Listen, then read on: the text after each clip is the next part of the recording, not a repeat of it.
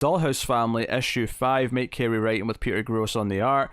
Not a lot of flashbacks in this, actually, outside of one moment where they kind of recap who all the family members are that are in the house. It's all present day stuff with Alice and her piecing together, because obviously her daughter went last issue, that's how she got her leg back, which notably they did bring up again, because freaking out. Remind you, that this is weird as shit. And I love that, her well, we'll call him a I can't remember the name off the top of my head, but he's like, your leg came back. What is going on? Like, you just can't tell me this is family drama. Like, your leg came back. So, yeah. This is the exposition dump, which I'm not complaining, because we need it before the last. Like, a lot of the stuff happens here. I don't know, unless you expand it to more issues, I don't know where else to put this. Because this is the armoring up before you take on the monster. Yeah. I think it's balanced really nicely, though, with the creepiness of her going through the house and stuff like that and exploring. So I think there's enough to balance it that it doesn't feel like just an exposition dump of an issue. But as I'm reading it, like Pete said, there's not a lot of the flashbacks. There's not a lot of the whole, I don't want to say mysticism, that's not what it is. But like it's not furthering the mythology. No, there's not a lot of the mythology stuff outside of her family history and who the people in I mean that's the one thing we get is we get Cardwell or whatever his name is, like Cordweiner, there you go. Why are you forgetting that? It's such a unique name. We get him kind of being sort of just by the house, and then we kind of get the 4 other members kind of one by one who are very different. The little girl is actually like an old woman who's on like an oxygen tank by the time she actually goes. That's her aunt that left the mom the dollhouse. I was like, oh man, didn't see that coming. Yeah, like, it makes that clear in the next page. It actually goes through like photos of each one as well. So it does this thing where you get 4 of them, and then the exact same layout in the next page. You get like the photos of the real people as she's kind of researching this. And they realized, there's this house out here, and she goes out there. She gets arrested, and this is probably my favorite stuff in the issue is her sort of searching through the house in the rain. Everything's kind of dark and spooky. She gets arrested though, and then like a lawyer shows up and says, "You idiot!" She calls me an idiot. I don't hear that. I don't read that word in the comic a lot. That's a very Irish thing. I feel like it's used in Scotland just as often, though. To be fair, I mean, it's probably just comes from Gaelic stuff then. Common roots. Idiot's definitely something that's it's one of those words where it's used a lot, but the first time I ever had to write it down, I'm like, wait, how do you spell this? Because that'd be a weird one for sure. Yeah, because is it an I? Is it 2 E's? Is it just E, J, and a bunch of other E's? Yeah. You know what I mean? I think the way it's spelled here is how I've always written it. Yeah, that's how you've always... How often do you have to write idiot? I mean... You know what? I will say I have seen Stu, back before I really got to know him, he called me an idiot a lot. So... Yeah, it comes up. And I think the other word that really stuck out to me is something that is... Again, very Irish and probably Scottish as well. I feel like gobshite. Oh yeah, gobshite is pretty Scottish too. Yeah. Because that was in here. That feels true. That said, I would say that leans more towards Ireland though, because when I hear it in my head, I'm sort of getting an Irish accent. Yeah. Gobshite. I can do an Irish accent. But so, out of the linguistics but I don't mind talking, but I know nothing about what y'all are saying. Kick Bishop Brennan up the arse. That's one of my trigger phrases for Ireland. You have to do some foul Ted lines. All right. So she gets thrown in, which we're seeing like these ghostly flashbacks, which I could see if this was like a TV show. I could see exactly how these are playing out, like almost Conjuring style, or Insidious style, throughout the house, and then the cop arrests her, and then she. Come to find out that that's her house. That was her aunt's house. That's been left to the family, but since there's a actually.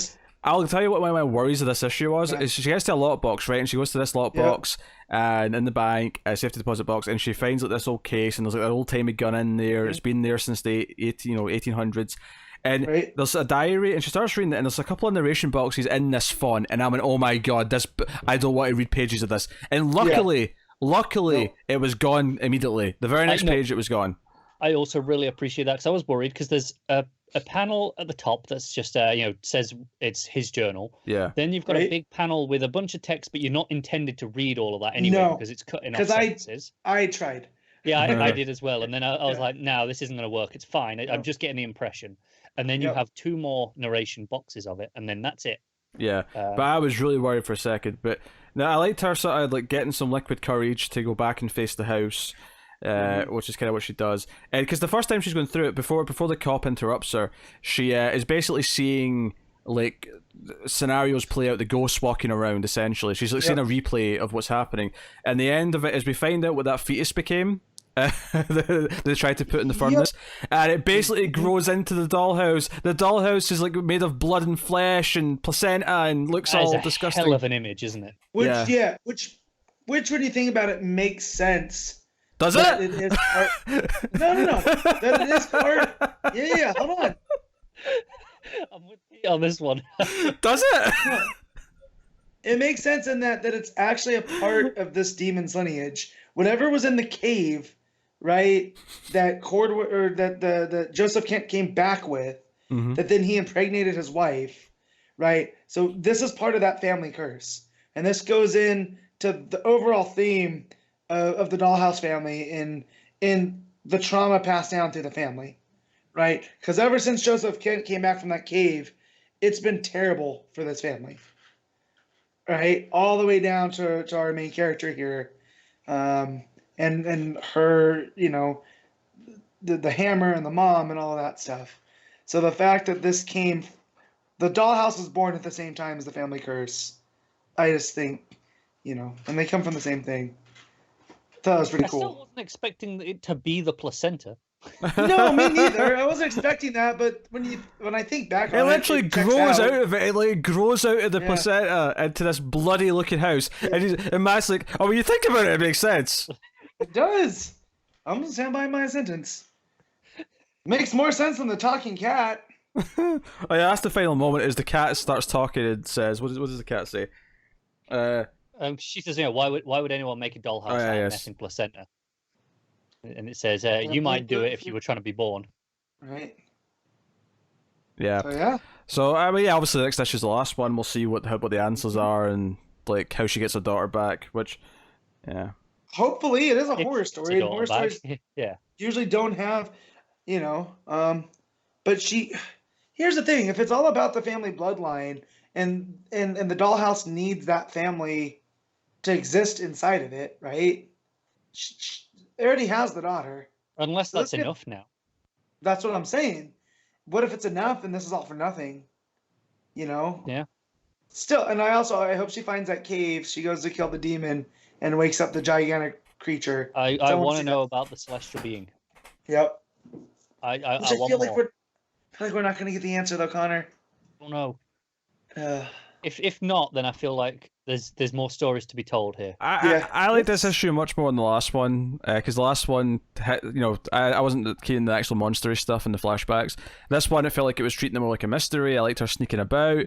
I liked the answer to what the placenta became because it was so batshit insane.